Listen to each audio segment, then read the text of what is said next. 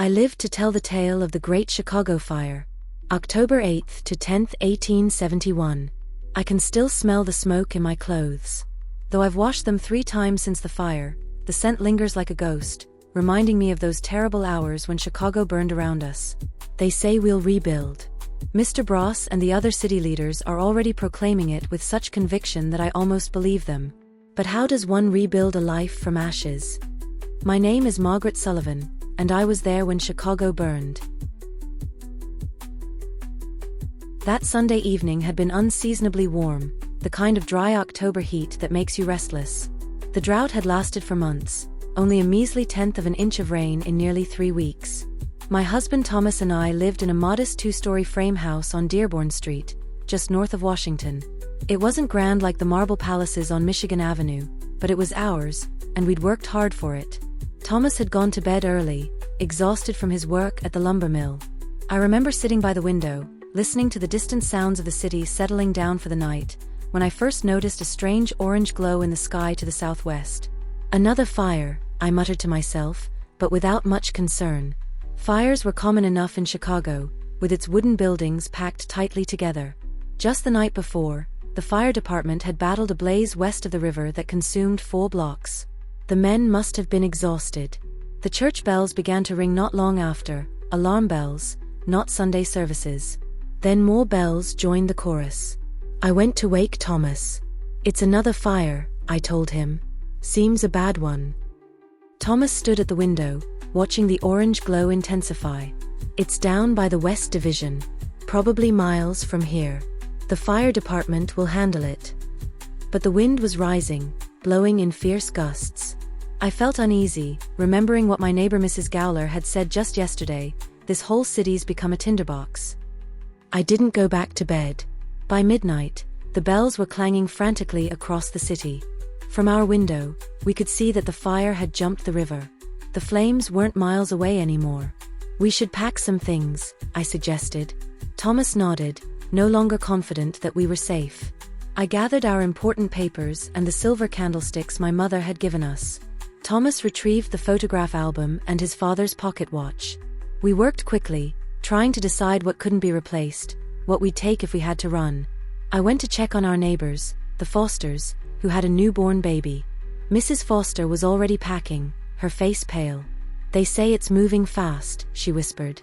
"The wind is carrying it straight through the heart of the city." By 2 in the morning, the streets were filled with people. Some were pulling carts loaded with possessions, others carried bundles or dragged trunks. The air was thick with smoke and falling cinders. Thomas and I stood on our porch, watching in disbelief as the sky turned hellish red. A neighbor hurried past. "The waterworks are gone," he shouted. "The whole city's a goner." Those words sent a chill through me that had nothing to do with the night air. Without water pressure, the fire department was helpless. I looked at Thomas, and for the first time, I saw real fear in his eyes. "We have to go," he said. "Now." We grabbed our hastily packed bags and joined the exodus. The streets were chaos, carriages and wagons trying to navigate through crowds of frightened people. The wind had become a howling gale, driving the fire before it, carrying burning embers far ahead of the main blaze. "My God," Thomas whispered as we looked back. The courthouse dome was silhouetted against the flames, its bell tolling frantically. Even as we watched, the tower collapsed with a sound that seemed to shake the ground beneath our feet. In the crowd, I saw everything from the wealthiest citizens to the poorest. A woman in a fine silk dress stumbled past, carrying a birdcage with nothing in it. An old man clutched a framed portrait to his chest, mumbling prayers. A group of men had broken into a liquor store and were gulping down whiskey straight from the bottles, oblivious to the burning world around them. We headed east toward the lake, like so many others. It seemed the only direction the fire wasn't coming from. The streets grew more crowded as we approached Michigan Avenue. I lost my grip on Thomas's hand in the crush, and for a terrifying moment, I couldn't see him. Then his voice called out, and he pulled me close again. "Stay with me," he said. "No matter what happens." We reached Lake Park, that strip of land along Michigan Avenue, and found it already crowded with refugees and their salvaged possessions. Pianos, beds, chairs, and trunks were scattered across the ground. A woman sat on a fine settee placed incongruously on the grass, staring blankly at the burning city. The wind was relentless, driving burning cinders across the park. People stamped out small fires that ignited in the dry grass. We watched in horror as the elegant marble buildings on Michigan Avenue began to burn, one after another. "It's like Sodom and Gomorrah," an old woman next to me whispered. "The judgment of God." Whether divine judgment or human carelessness, the result was the same. Chicago was burning to the ground before our eyes. As morning dawned, the scene revealed itself in all its terrible splendor. The entire business district was gone. The courthouse, the Tribune building, the elegant hotels, all reduced to smoldering ruins. And still the fire spread northward, driven by the wind. We spent that Monday huddled in Lake Park, watching the destruction continue. The crowd grew as more neighborhoods fell to the flames. People spoke in hushed voices about Mrs. O'Leary's cow kicking over a lantern, though nobody seemed to know if it was true. Stories spread of men being shot for looting, of people trapped in burning buildings, of bridges jammed with panicked crowds.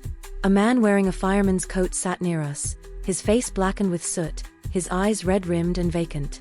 "We couldn't do anything," he said to nobody in particular. "The water was gone, and the wind was like nothing I've ever seen." By Monday evening, the wind showed no signs of relenting, and the fire continued to spread into the North Division. People whispered that arsonists were setting new fires, though I never saw evidence of it myself. "Where will we go?" I asked Thomas as night fell. Our house was surely gone by now, along with the entirety of our neighborhood. "We'll find a way," he said, though I could hear the uncertainty in his voice. That night, we slept, or tried to sleep, on the hard ground of Lake Park, along with thousands of others. I watched the burning city, wondering what would be left when the fire finally died. Sometime in the early hours of Tuesday morning, I felt a drop of water on my face. Then another. Rain. Blessed rain after months of drought. Around me, people turned their faces upward, letting the water wash away the soot and ash. "It's raining," I whispered, clutching Thomas's hand. "It's finally raining." The drops became a steady downpour, and I heard people weeping with relief. The rain wouldn't save what was already lost, but it might stop the destruction that had seemed unstoppable. When morning came, we joined the crowds making their way back through the devastation, trying to find what remained of our homes and lives. The city was unrecognizable, a smoking ruin stretching as far as the eye could see. Where familiar streets had been, there were only charred debris and twisted metal. Chimneys stood like sentinels marking where homes had once stood. Our house was gone, of course. Only a blackened foundation remained. Thomas walked through the ruins, kicking at the debris, looking for anything salvageable. There was nothing. I should have wept then, seeing everything we'd built reduced to ash. But I felt oddly calm, almost numb. Around us, other people were picking through the remains of their homes and businesses. Some were crying, some cursing, some standing in shocked silence. But I also heard something unexpected: determination. A man clearing rubble from what had been his store looked up as we passed. "We'll build it back," he said firmly. "Bigger and better." I wasn't sure I believed him then. How could Chicago recover from such total destruction? Yet even in those first hours after the fire, I could sense a resolve forming among the survivors. This would not be the end of Chicago. The city had been burned to the ground, but its spirit remained. That afternoon, we found space in one of the barracks being hastily constructed for the homeless. The Chicago Relief and Aid Society was already organizing assistance, though there was grumbling that not everyone was being treated equally. The poor immigrants from the North Side, where destruction had been nearly complete, seemed to receive less help than others. As I write this now, 1 month later, scaffolding has already risen across the burned district. The newspapers speak confidently of a new Chicago emerging from the ashes, fireproof and modern. Perhaps they're right. Already, I can see evidence of the city's rebirth. But I will never forget those terrible hours when the fire ruled Chicago, the howling wind, the rain of burning cinders, the courthouse bell tolling until the tower collapsed, the crowds fleeing toward the lake, the rain that finally came to save us. They say nearly 300 souls perished in the fire. It could have been many more without the courage of ordinary people helping one another escape. In our darkest hour, I saw both the worst and the best of humanity. Chicago will rebuild. Thomas has already found work clearing debris, and there will be no shortage of construction jobs in the months ahead. We have each other, and we have hope. But sometimes at night, I still dream of the fire, the wind carrying flames across the river, the buildings collapsing into ruin, the crowds fleeing through streets turned to corridors of fire. I wake with the smell of smoke in my nostrils, until I remember that we survived, and that from destruction comes renewal. Like Mr. Bross said when I saw him surveying the ruins of his home on Michigan Avenue, Chicago must and shall be rebuilt at once. And so it shall. But those of us who lived through the Great Fire will never be the same. Thanks for experiencing this journey through one of America's most devastating disasters.